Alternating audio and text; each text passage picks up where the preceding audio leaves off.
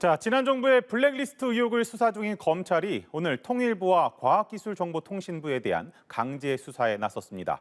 자, 소재영 기자 전해주시죠. 네, 저는 서울 동부지검에 나와 있습니다.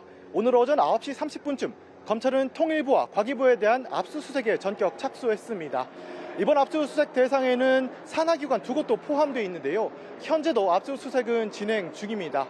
이번 압수수색을 통해 검찰은 소속 기관장에 대한 인사 관련 자료 등을 집중적으로 확보 중인 것으로 알려졌습니다. 특히 과기부의 경우 기획조정실과 과학기술혁신본부장실, 과학기술정책국, 운영지원과 등을 중심으로 압수수색이 이뤄지고 있습니다.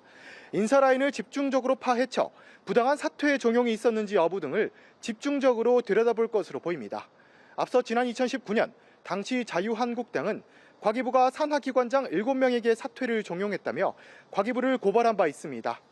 통일부에서도 비슷한 시기 당시 천혜성 차관이 남북하나재단 손광주 전 이사장을 불러 사퇴를 종용했다는 의혹이 제기됐고 이후 손 이사장은 참고인 자격으로 조사를 받은 바 있습니다. 자, 소 기자. 그동안 산업부 블랙리스트에 초점을 맞춰 수사를 진행해온 것으로 알고 있는데 갑자기 왜 이 시점에 타 부처에 대한 압수수색을 한 겁니까?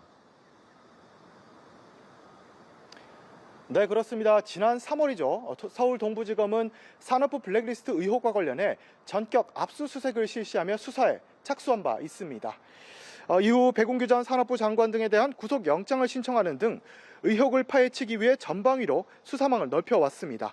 다만 백 전 장관에 대한 구속영장이 기각된 이후 영장 재청구나 기소 등의 추가 움직임은 없었습니다.